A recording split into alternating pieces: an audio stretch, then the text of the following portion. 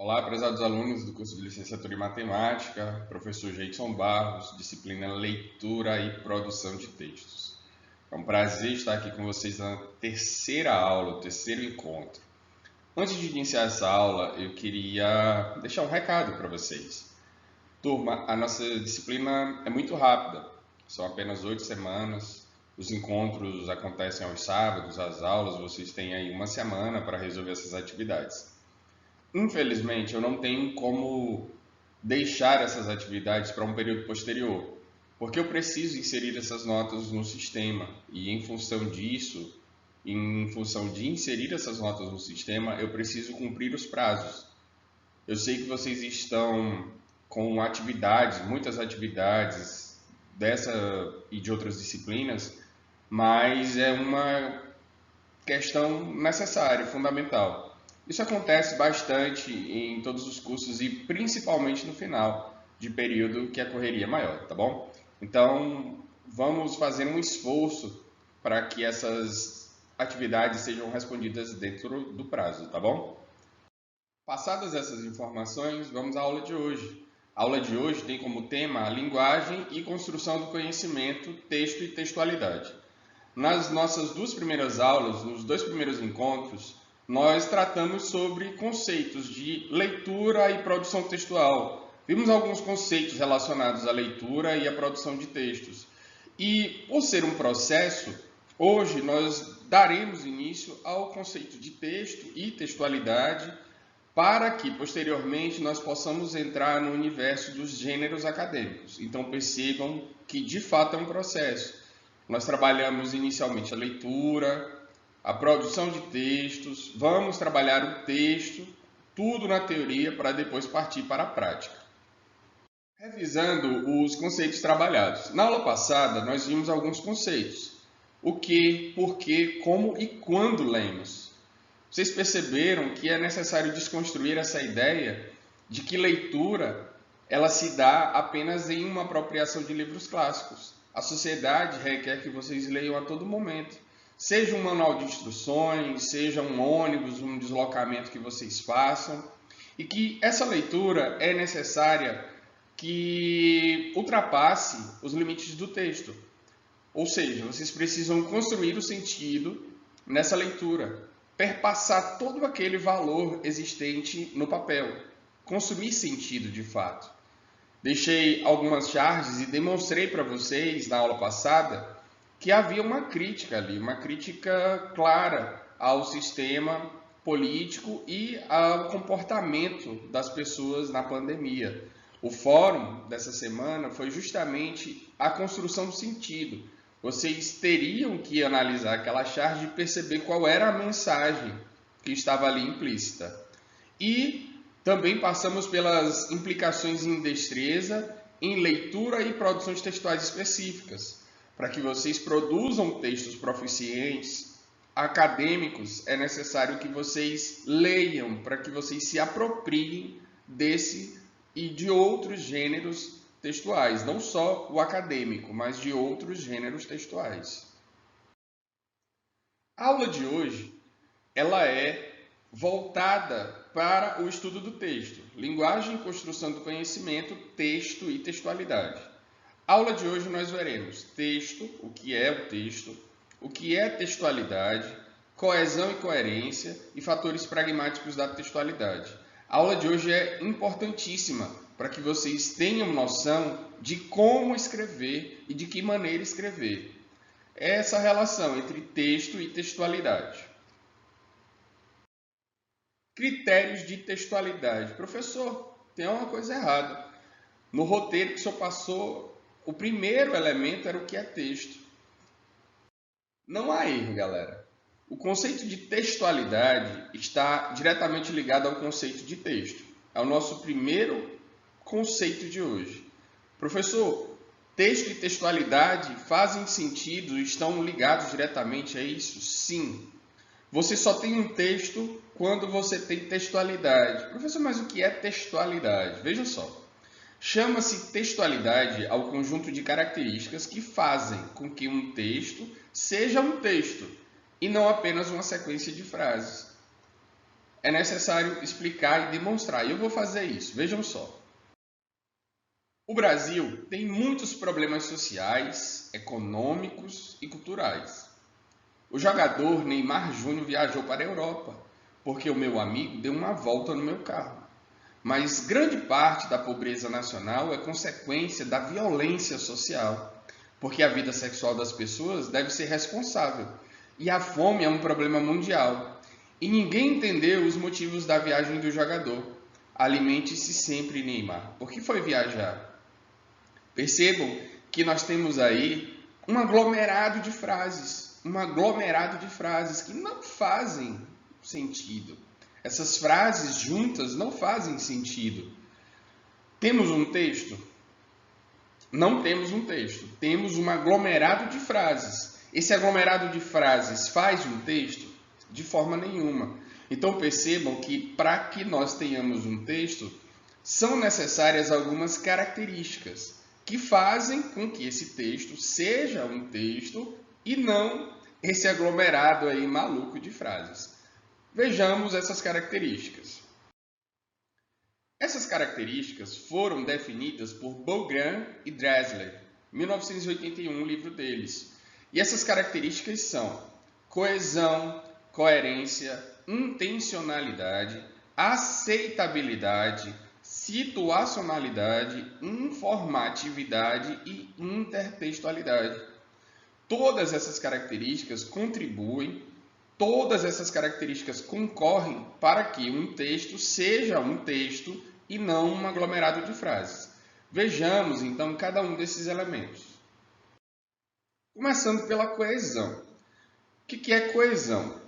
Costumou-se designar por coesão a forma como os elementos linguísticos presentes na superfície textual se interligam, se interconectam, por meio de recursos também linguísticos, de modo a formar um tecido, tessitura, uma unidade de nível superior à frase, que dela difere qualitativamente, em Gedor e Coll. O conceito de coesão, ele passa justamente por essa ideia de união, por unir frases. Aquele aglomerado de frases, por incrível que pareça, era um texto coeso. Ele apresentava elementos de ligação. Quando eu digo assim, eu vou ao mercado porque preciso de frutas. São duas frases. Eu vou ao mercado, preciso de frutas. Para unir essas duas frases, eu utilizo o porquê. Eu vou ao mercado porque preciso de frutas. Esse é o conceito de coesão. É a união entre as frases. É claro que o conceito de coesão concorre diretamente com o conceito de coerência, que é o próximo elemento que nós vamos ver. Mas, por enquanto, vejamos coesão. Existem dois tipos de coesão. A coesão remissiva ou referencial, aquela que você traz à tona um elemento anterior citado no texto, e existe a coesão sequencial, aquela realizada de forma a dar uma continuidade, uma progressão ao texto. Vejamos alguns exemplos. Coesão remissiva ou referencial pode ser criada por elementos de ordem gramatical, pronomes, advérbios, locativos, numerais, artigos definidos, elementos de ordem lexical, sinônimos, hiperônimos, nomes genéricos e formas nominais. O aluno pode estar se perguntando, meu Deus, o que é isso? Mas é uma coisa bem simples, galera. Essa coesão remissiva ou referencial é algo bem simples. Vejam só.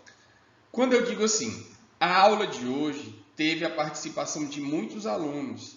Ela foi muito produtiva. Ela quem? A aula. Para não repetir o termo aula e deixar o meu texto chato, por exemplo, a aula de hoje foi muito produtiva, a aula de hoje teve muitos alunos, a aula de hoje será repetida, reprisada.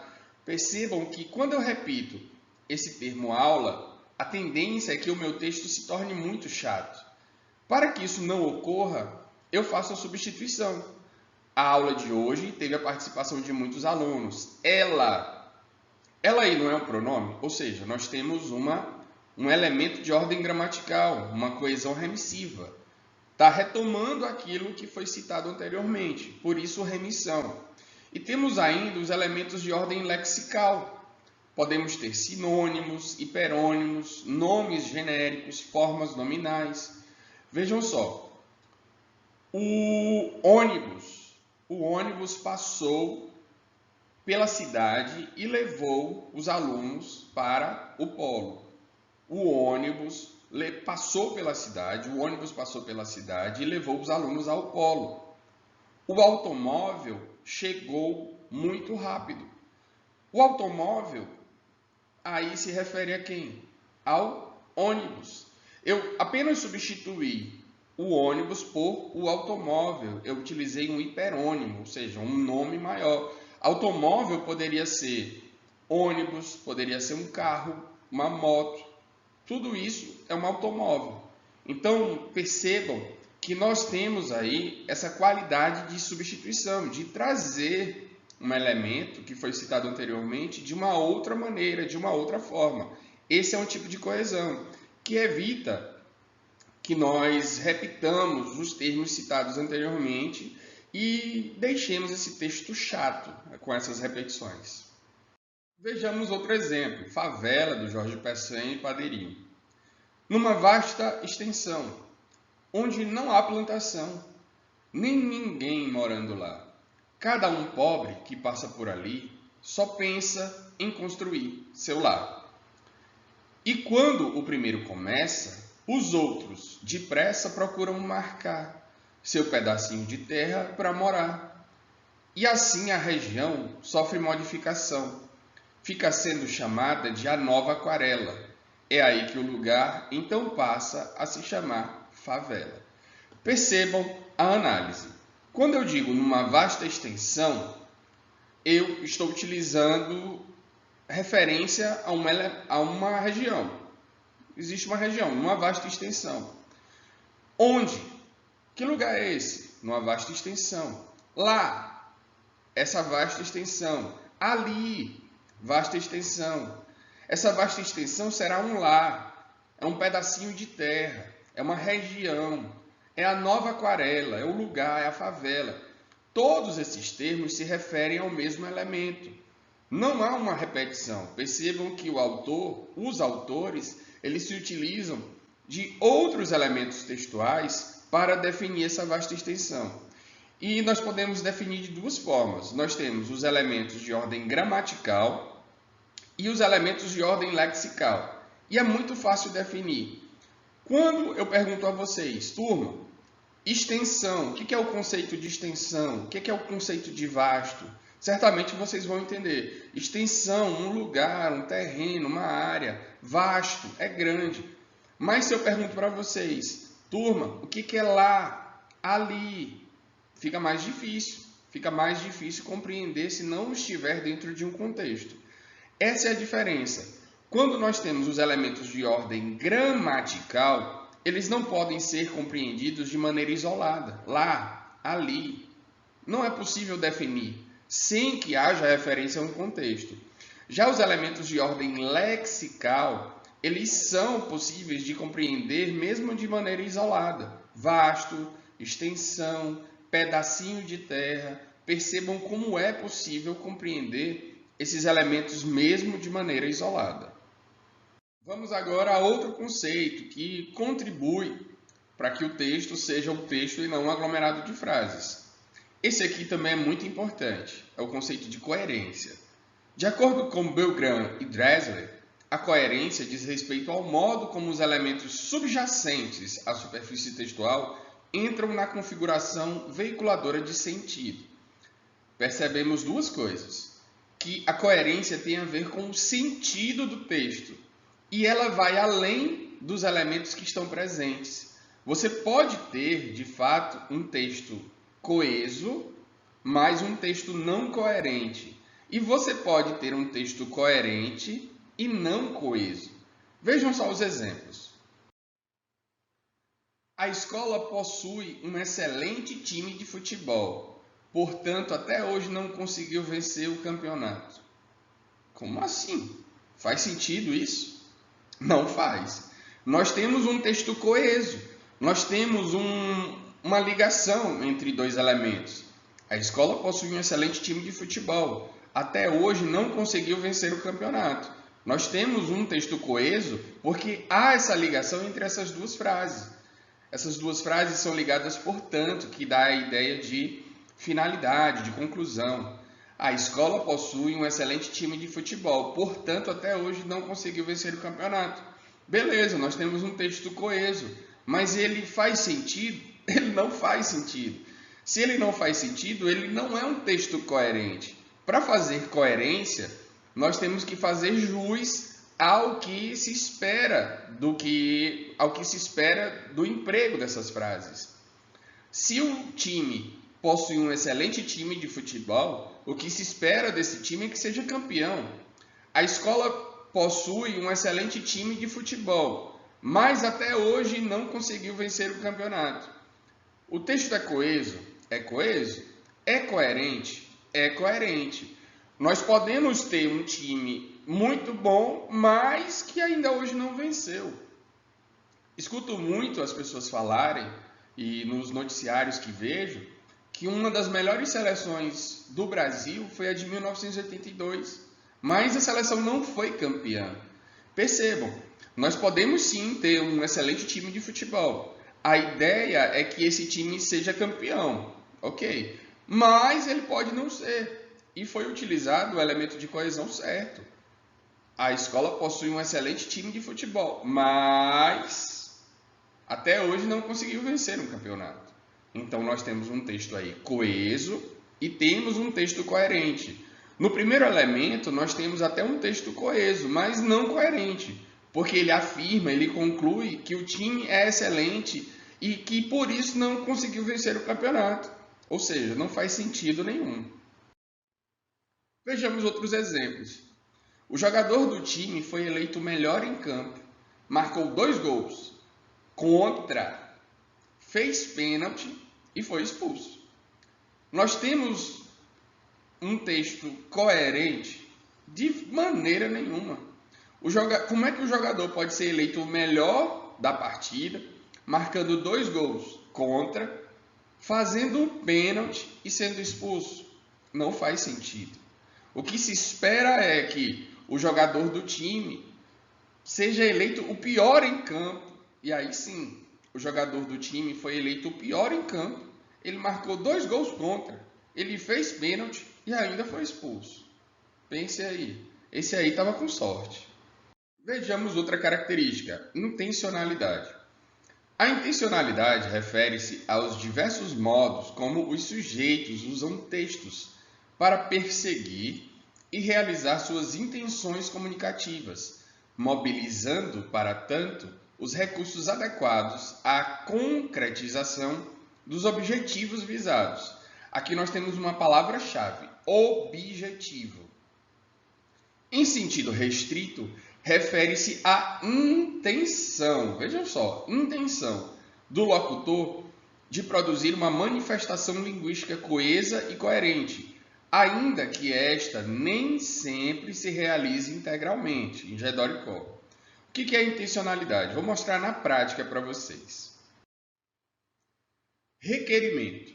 Venho, por meio deste instrumento, solicitar a realização de prova de segunda chamada na disciplina Leitura e Produção de Texto, em função de ter sido acometido por uma indisposição que me obrigou a ir ao hospital, conforme comprova o atestado médico anexado.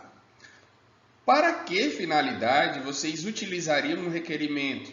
Para solicitar uma prova de segunda chamada. Nesse caso, especificamente, ele tem uma intencionalidade, ele tem uma finalidade. Essa finalidade nada mais é do que a intencionalidade, a intenção com que vocês fazem o texto. O resumo tem uma intencionalidade, a resenha tem uma intencionalidade, todos os gêneros acadêmicos têm uma intencionalidade. Na verdade, todos os gêneros textuais e discursivos têm uma finalidade. Vocês não produzem um texto simplesmente por produzir. Todo texto traz consigo uma finalidade, uma intenção. Vamos supor que na rua de vocês haja um poste de energia, né, um poste sem iluminação pública. E essa iluminação, a falta dessa iluminação pública, esteja gerando problemas para vocês, para a comunidade. Pessoas de má índole estejam se aproveitando, fazendo assaltos e colocando medo na população. O que você defende? Eu defendo que haja aqui, de fato, uma iluminação, porque, afinal de contas, a gente paga a taxa de iluminação para isso. Você, cansado dessa falta de iluminação no local e desse descaso, resolve escrever uma carta de reclamação para a prefeitura solicitando providências. Percebam como esse texto que você vai escrever carrega consigo uma finalidade. E essa finalidade é consertar logo o poste de energia, consertar a iluminação que está lá. Mas vejamos outro exemplo. Eu trago aqui uma garrafa de cerveja com o seguinte dizer: Dia da Propaganda. A gente já sabe que essa garrafa aí é uma garrafa de uma cerveja, de uma determinada marca. Garrafa estupidamente gelada, muita mulher gostosa, música de prima. Tá pensando que é comercial de cerveja, mané? Percebam que existe uma intencionalidade. A intencionalidade dela é fazer humor, é criativo. Qual é a mensagem, fazendo aqui referência à aula passada, qual é a mensagem que o autor do texto traz aqui? Ele quer construir o humor através da propaganda de cerveja. Dos recursos que a propaganda de cerveja se utiliza. Não é mais comum a veiculação de propagandas assim, mas ainda é possível perceber. Geralmente criam-se um estereótipo de uma mulher, geralmente de biquíni, numa praia, que é para trazer à tona a ideia de um verão. E essa perspectiva é para demonstrar que, teoricamente, o produto é voltado para os homens, ou seja, cria-se esse estereótipo. A cerveja está gelada, muito gelada, num ambiente quente, ou seja, é o contrário de tudo aquilo. Vamos dizer que é um complemento de um elemento para o outro, o calor e a cerveja gelada. As mulheres que geralmente aparecem de biquíni, dançando. A intenção desse autor, do autor dessa propaganda muito bem criativa, foi justamente criticar esse estereótipo. O estereótipo de que a cerveja é voltada para a mulher, de que a propaganda deve ter mulheres de biquíni, mulheres dançando. Tem mulher que bebe até mais do que homem, né? Isso é normal hoje. Então, é necessário desconstruir essa ideia de que a cerveja é voltada para o homem. Essa foi a intenção do autor. Então, percebam que há uma intencionalidade no texto produzido. E aí nós passamos para um outro fator pragmático do texto, que é a aceitabilidade. Se eu tenho a intencionalidade, que é uma finalidade, eu tenho a intenção de fazer, o leitor tem a opção de aceitar ou não. Você pode aceitar que aquela propaganda foi criativa, você pode aceitar a possibilidade de que essa propaganda foi engraçada, ou não. Assim como o requerimento, o coordenador que vai receber o requerimento, ele pode aceitar o seu texto ou não aceitar. Ele pode deferir ou não deferir. É a aceitabilidade. A aceitabilidade é contraparte da intencionalidade. Refere-se à concordância do parceiro em entrar no jogo da situação comunicativa e agir de acordo com suas regras, fazendo o possível para levá-lo a um bom termo. Visto que, como postula Gries, 1975, a comunicação humana é regida pelo princípio de cooperação. Temos ainda a situacionalidade. O que é a situacionalidade? Vocês podem perceber que pela própria nomenclatura envolve uma situação. A situacionalidade pode ser considerada em duas direções, da situação para o texto e do texto para a situação. Nós vamos ver as duas.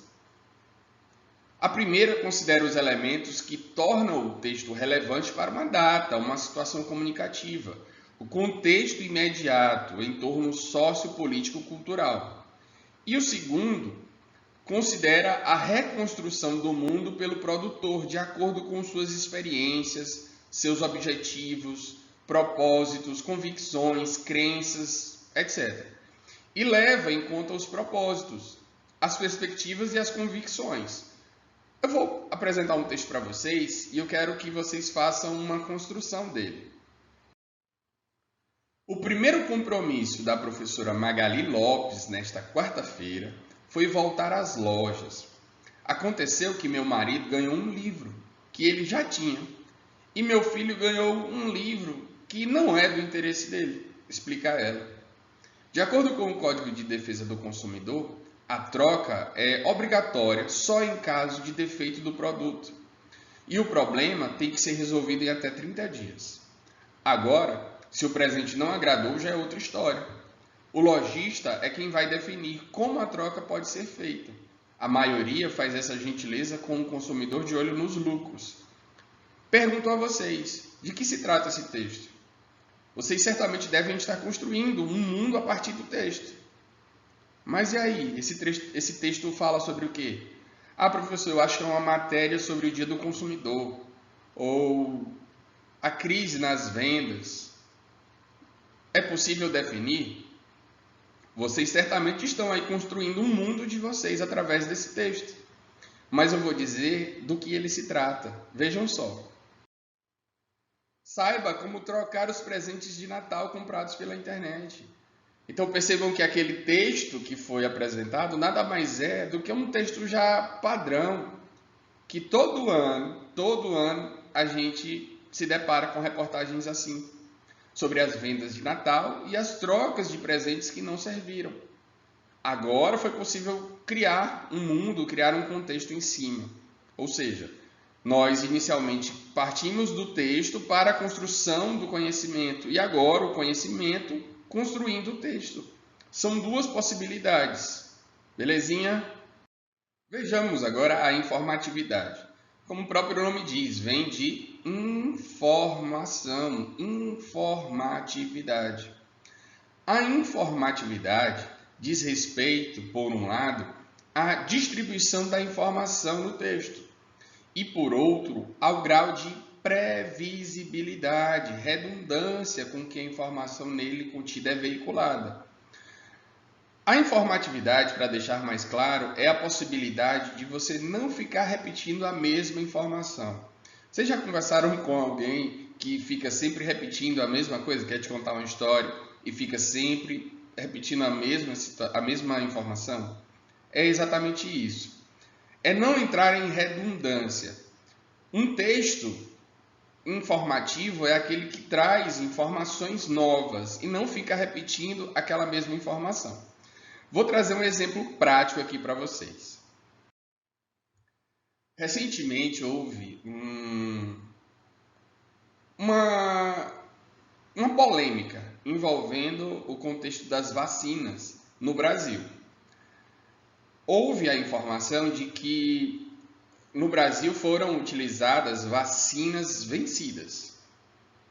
E aí a Prefeitura de Teresina lançou uma nota para informar que essas vacinas não haviam sido utilizadas após o vencimento.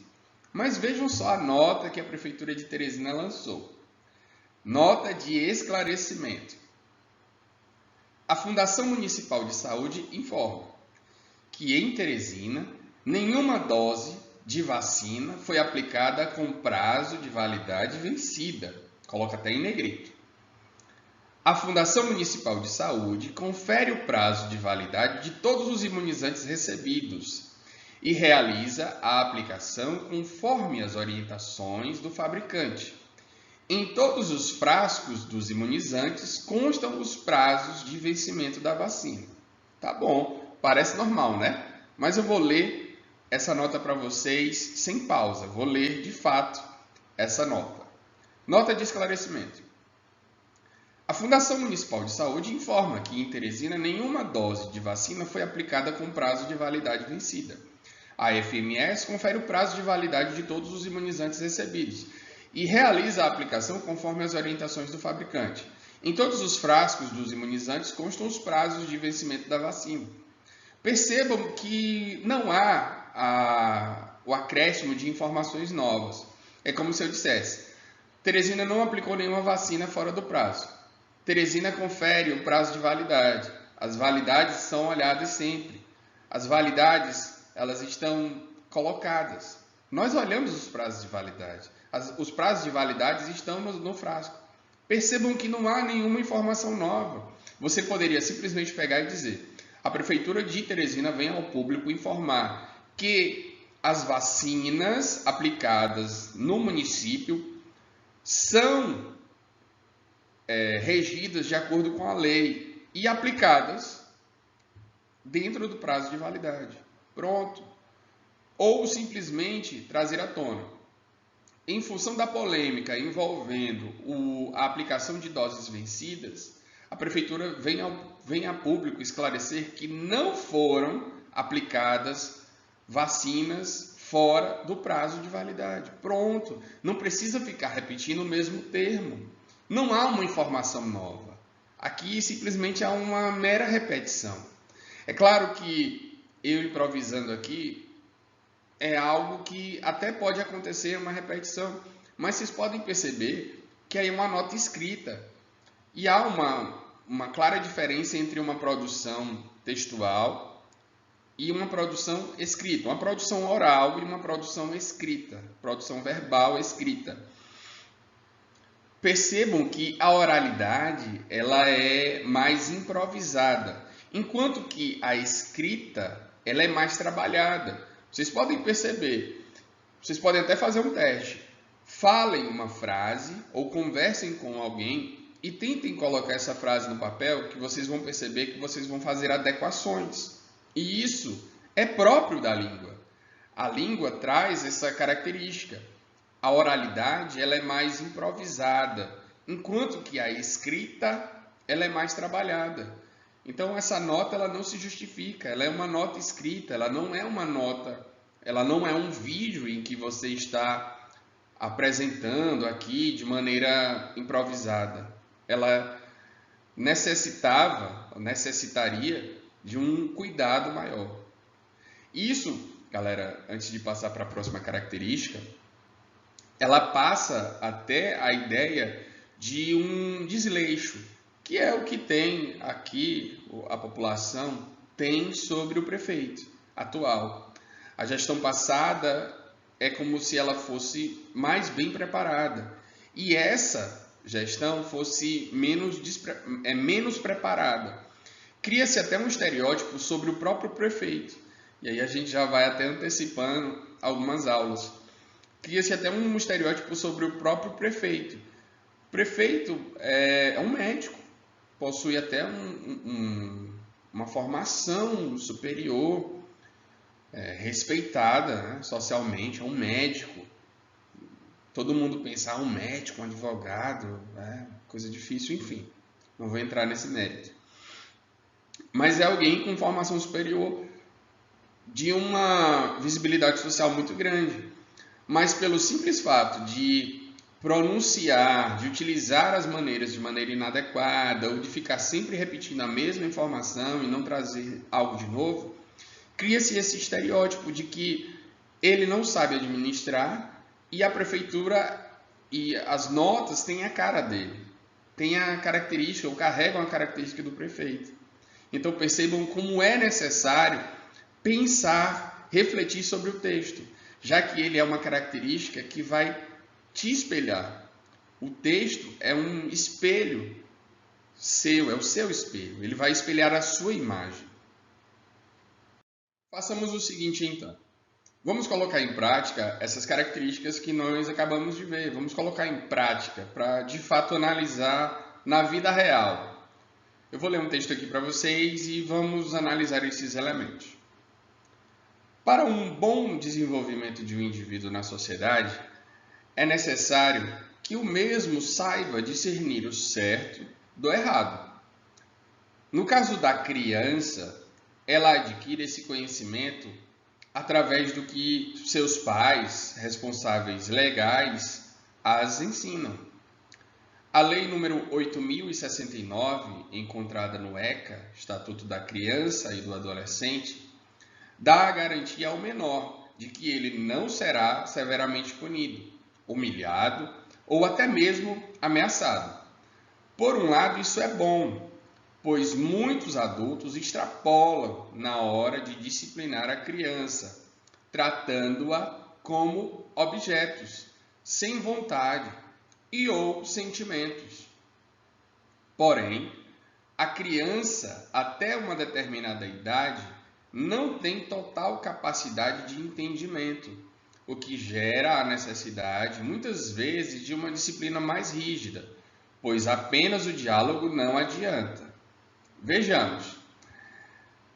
Vamos analisar esses critérios, começando pelo critério de coesão. É um texto coeso? Posso garantir a vocês que é sim um texto coeso. Vejam só aqui. Quando ele diz, no caso da criança, e ele utiliza esse ela. Ela quem? A criança. Para ele não repetir criança novamente, ele se utiliza do ela. Aqui ele diz assim, por um lado, isso. Isso o quê? Isso retoma nada mais do que a lei, o estatuto, que dá garantia ao menor. Então, percebam que nós temos aqui uma coesão. Temos coerência? Eu já fico em dúvida sobre essa coerência, porque ele diz o texto todo. Olha, a criança ela precisa de cuidados, a criança tem uma lei que cuida dela, mas lá no final ele diz a parte, cadê a parte? Está aqui. Porém, a criança até uma determinada idade não tem total capacidade de entendimento, o que gera a necessidade, muitas vezes, de uma disciplina mais rígida. É um texto coerente? Como é que eu defendo o Estatuto da Criança e do Adolescente, que vai proteger a criança, e no final eu digo, merece taca. A criança às vezes merece taca. Não chega a ser coerente, né? Então eu posso dizer que não é um texto coerente, porque ele prega uma ideia e aí no final diz, olha, apenas o diálogo às vezes não adianta não. Em outras palavras, tem que descer o sarrafo. É estranho, né? Ou seja, não é coerente. É um texto coeso, mas não é coerente. A intencionalidade. Posso falar da intencionalidade? Aqui parece bastante um texto de vestibular, um texto dissertativo argumentativo. Então eu posso dizer que esse texto foi escrito para um teste de vestibular, mesmo que seja aplicado na escola, ou até mesmo no próprio Enem, mas é um texto que foi escrito que tinha como uma intenção uma avaliação. Aceitabilidade. Falando em aceitabilidade, né, nesse quesito aceitabilidade, eu posso dizer a vocês que vocês podem aceitar ou não esse texto. Tirando a parte final, que ele contradiz o que foi apresentado, eu posso dizer sim que é um texto aceitável.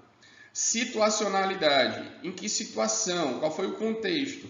Já disse a vocês a intencionalidade. A intenção dele foi produzir um texto para o Enem. Então, a situação que envolve certamente é o tema. O tema, muito provavelmente, tratava sobre os direitos da criança e do adolescente. Então, percebam aí. O grau de informatividade.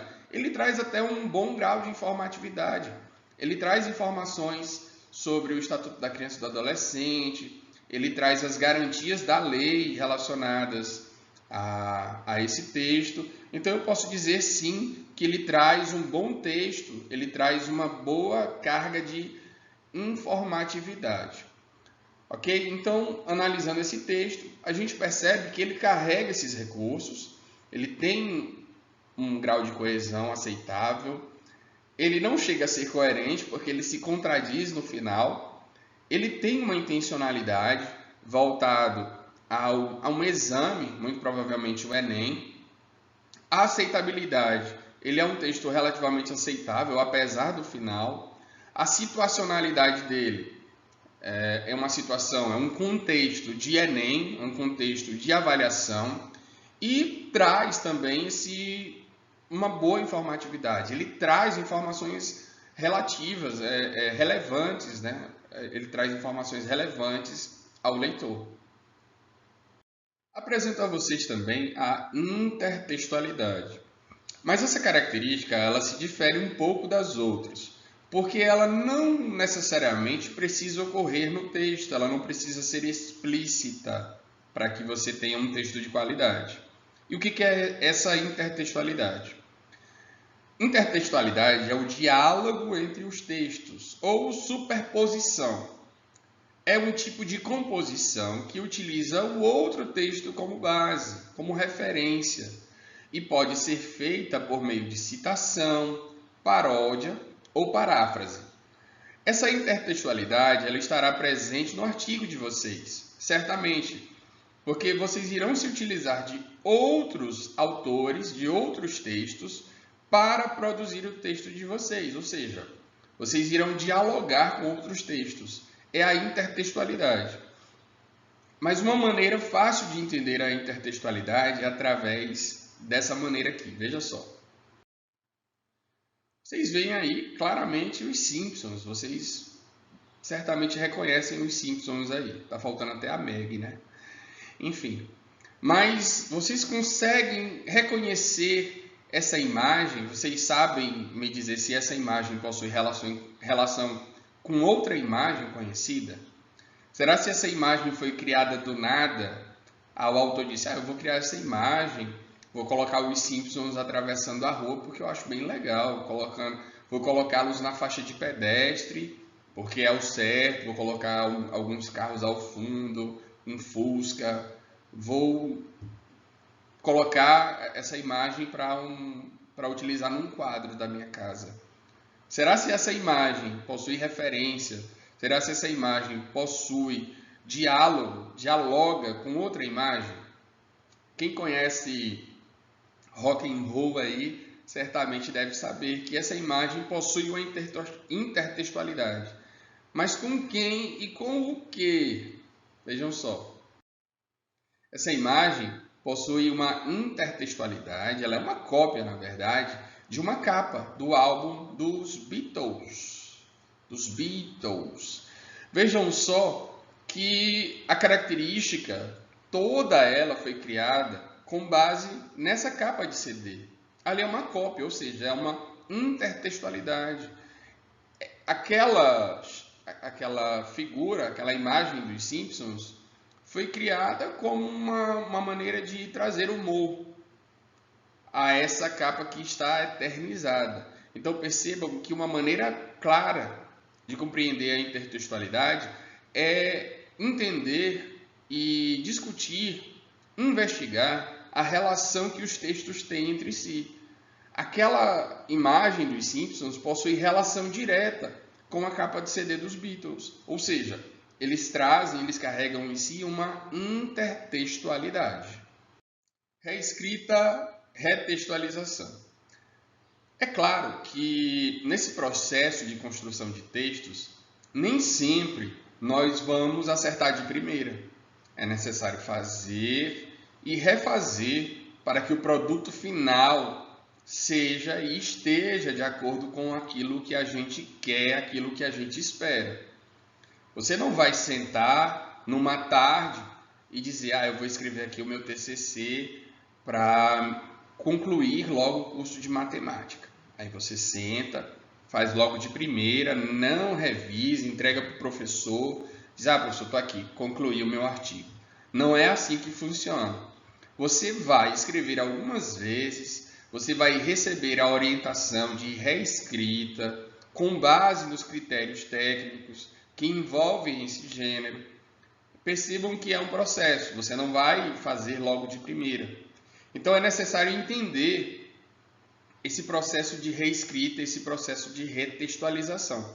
É por isso que eu tanto critiquei aqui na aula aquela nota da prefeitura, porque seria necessário para os gestores, a pessoa que emite aquela nota, reescrever. A impressão que dá é que eles escreveram uma vez, não leram o que escreveram e simplesmente jogaram nas redes sociais, sem reescrever. Seria de fato necessário que eles reescrevessem até chegar a um ponto que fosse agradável e tivesse de acordo com os padrões de texto e textualidade. Mas não foi isso que aconteceu, conforme nós percebemos. Vejamos algumas regras, algumas características que envolvem a reescrita e a retextualização. Nesse contexto, vejamos alguns aspectos relevantes da escrita. Vamos a uma perspectiva socio-interacionista. A língua é tida como um fenômeno interativo e dinâmico, ou seja, ela serve para comunicação, para essa interação, e ela é dinâmica, ela está sempre em mudança. Ela preocupa-se com processos de produção de sentido situados em um contexto histórico. Nós até vimos isso na prática. Quando eu apresentei para vocês a reportagem que tratava sobre a troca de presentes, vocês poderiam imaginar diversas situações, mas ali estava presente em um contexto. Contexto de quê? Da troca de presentes pós-Natal. Percebam que é necessário produzir sentido e situar esse sentido dentro de um contexto socio-histórico, que no caso, empregado anteriormente, era o contexto de pós-Natal. Mas o que é texto? Bogrand, 97, diz: texto é um evento comunicativo, beleza, serve para a comunicação, em que convergem ações de natureza linguística, cognitiva e social. Então, o texto não é simplesmente aquela produção que você vê. O texto ele tem uma finalidade. O texto se utiliza de características. Nós vimos as características linguísticas desse texto. Mas ele também é uma atividade mental, é uma atividade cognitiva. Você precisa refletir, você precisa pensar sobre esse texto. E é uma atividade social. Ele tem uma finalidade. Ele se dispõe a atender uma finalidade, ou seja, é algo social. Sobre esse processo de retextualização, esse processo de reescrita. Segundo Marcuski, 2008, é um processo que envolve operações complexas, que interferem tanto no código como no sentido, e evidenciam uma série de aspectos nem sempre bem compreendidos da relação oralidade e escrita. É o que eu falei a vocês. Falar é uma coisa, escrever é outra.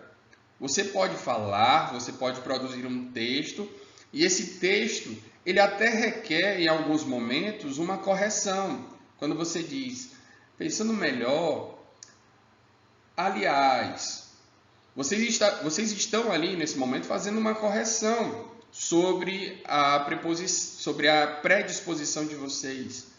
Porém, na escrita, isso se dá no momento em que o texto é produzido. E é necessário refazer, reescrever aquela ideia. Você pode até não estar de acordo com a ideia que você pregou. Você pode mudar de ideia exatamente no momento em que vai reescrever esse texto. Esse termo, só para deixar claro, ele foi utilizado pela primeira vez em 93 pela Neuza Travalha, tá bom? A tradução numa perspectiva textual.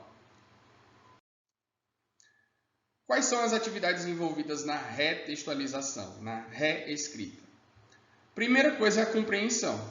A atividade cognitiva, a atividade mental, das mais importantes, que servirá de base à atividade proposta. Contempla operações de inferência, inversão e eliminação. O que isso tudo quer dizer?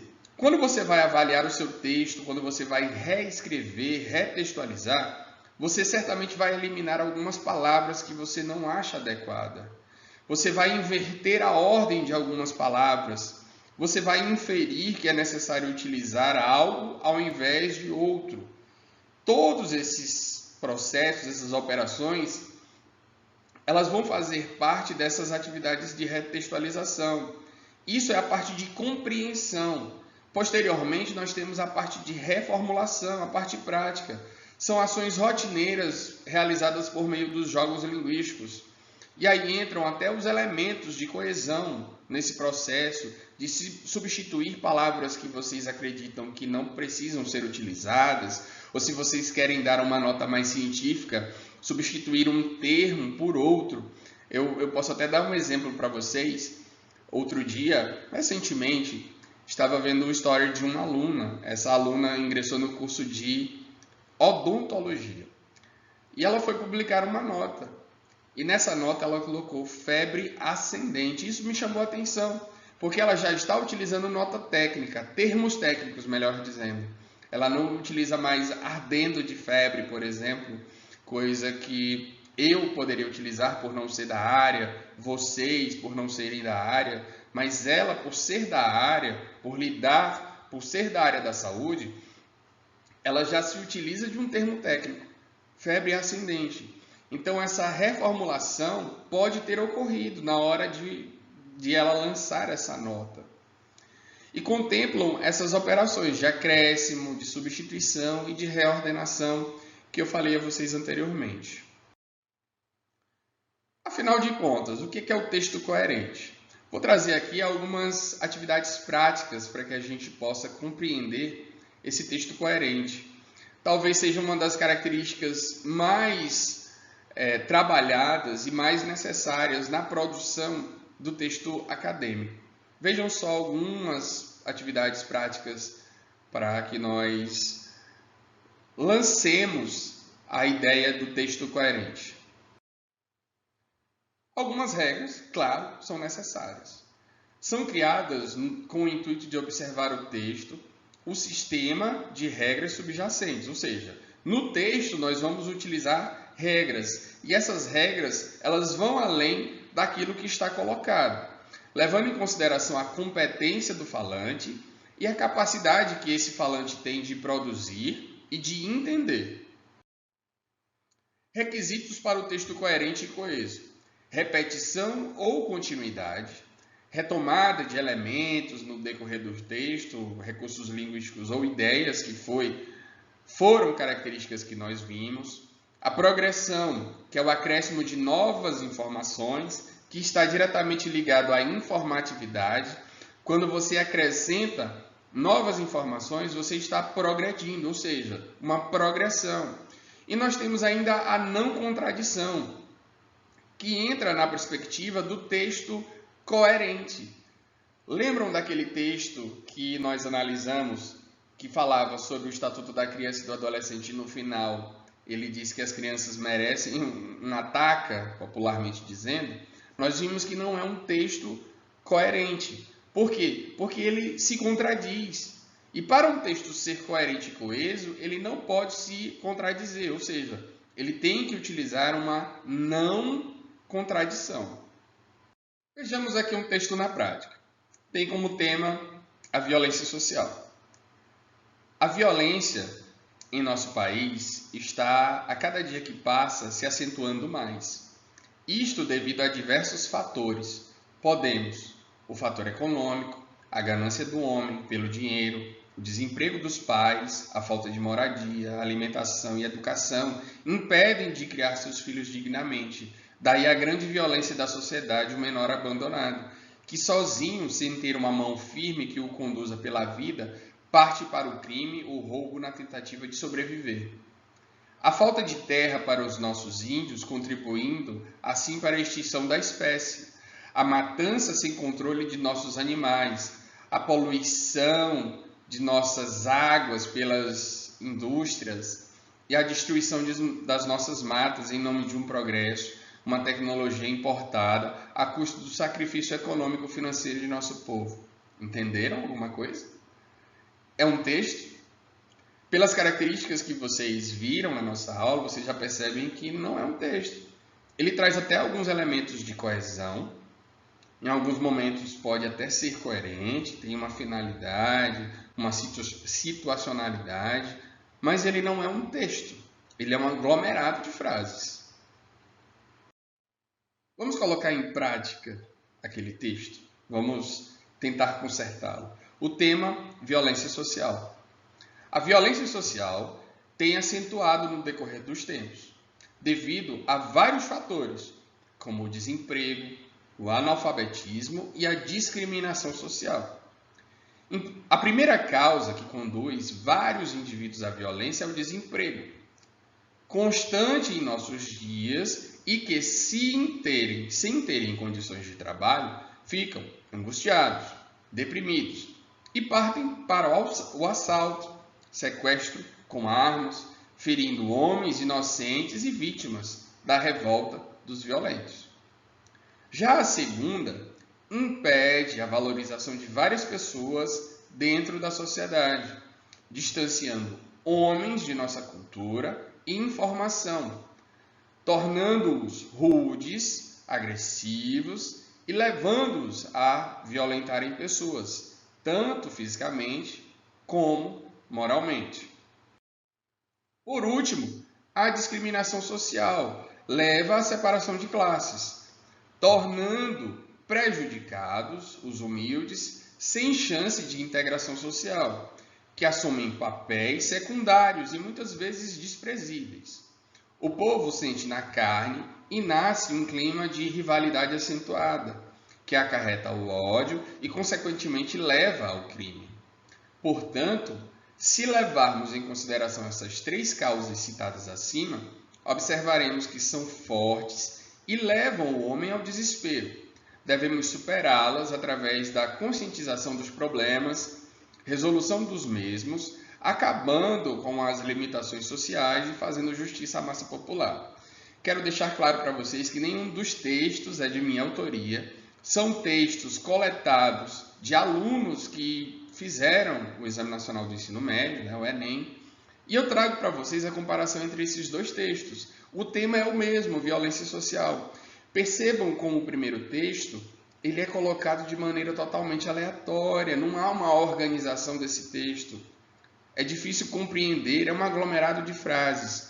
O segundo, ele carece, é claro, de algumas correções, mas vocês podem perceber que é um texto melhor escrito, é um texto que traz essas características mais organizadas. É claro que se esse autor tivesse a oportunidade de ler esse texto hoje, ele faria correções. Por quê? Porque a cada período que passa, a cada momento, a cada aprendizado, nós olhamos o mundo de uma maneira diferente, nós observamos o mundo de uma maneira diferente. E considerando essa perspectiva, esse autor certamente faria modificações em seu texto visando esse melhoramento. Para encerrar a aula de hoje, vejamos mais um exemplo que leva em consideração a mesma temática, a violência social. O homem é produto do meio social em que vive. Somos todos iguais e não nascemos com um destino traçado para fazer o bem e o mal. Aqui eu já posso afirmar para vocês, e vocês já podem perceber que não há coesão, porque as duas frases estão funcionando de maneira independente. Não há um elemento que ligue esses dois elementos. E não chega nem a ser coerente. O homem é produto do meio, somos todos iguais. Qual é a relação que existe entre essas duas frases? O desemprego pode ser considerado a principal causa de tanta violência. A falta de condições do indivíduo em alimentar a si próprio e a família. Também não temos aqui elementos coesivos, não temos uma união entre essas duas frases. Então percebam, mas o desemprego, a dificuldade de ter condições para alimentar a si e aos filhos, traz aí certa relação, é coerente. Portanto, é coerente dizer mais emprego, menos criminalidade. Um emprego com salário que, no mínimo, suprisse o que é considerado de primeira necessidade, porque os subempregos, esses não resolvem o problema. É um texto confuso, está sendo coerente, porque, de fato, se você tem mais emprego, você tem menos criminalidade. Emprego com salário vai suprir a necessidade. Apresenta aqui até alguns elementos que são que se utilizam dessa coesão. Por exemplo, trabalho não seria a solução, mas teria que ser a primeira providência a ser tomada. Mas vocês podem perceber que a análise desse texto mostra a dificuldade que o produtor tem em se expressar. Então, galera, pode ser que vocês se deparem com situações como essa, situações semelhantes a essa. Mostrei para vocês essas características, o texto, a reescrita, o que é um bom texto, para que vocês tenham noção de como produzir os textos. A partir de agora, a partir dessa aula e a partir das próximas aulas, serão solicitadas redações, serão solicitados textos de vocês, para que vocês coloquem em prática essas características que estão sendo passadas nas aulas. Então, relembrando a aula de hoje, nós temos os critérios de textualidade, coesão, que são os elementos que servem para unir as frases, unir os textos, que dá uma unidade a esses textos, coerência, que tem relação direta com a não contradição, a intencionalidade, a intenção do leitor em produzir, a aceitabilidade, a capacidade que o leitor tem em aceitar o que foi escrito, a situacionalidade, aquilo que está colocado dentro de determinado contexto, a informatividade, a capacidade que o produtor tem de trazer novas informações, e temos ainda a intertextualidade. Não é que essa intertextualidade, conforme eu disse a vocês, que ele seja um fator preponderante para que vocês tenham um bom texto. Mas em alguns textos, como o artigo científico e gêneros acadêmicos, ele se utiliza dessa intertextualidade, trazendo a voz, trazendo a fala de outros autores que são utilizados no projeto, que são utilizados no trabalho, tá bom? Então, galera, a aula de hoje fica por aqui. Um abraço a todos vocês. Qualquer dúvida, é só entrar em contato. Deixo aqui as referências da Evangelina Faria, leitura e produção de textos 2, tá bom? Pois valeu, galera, um abraço, espero que tenham compreendido o assunto de hoje. Valeu, um abraço.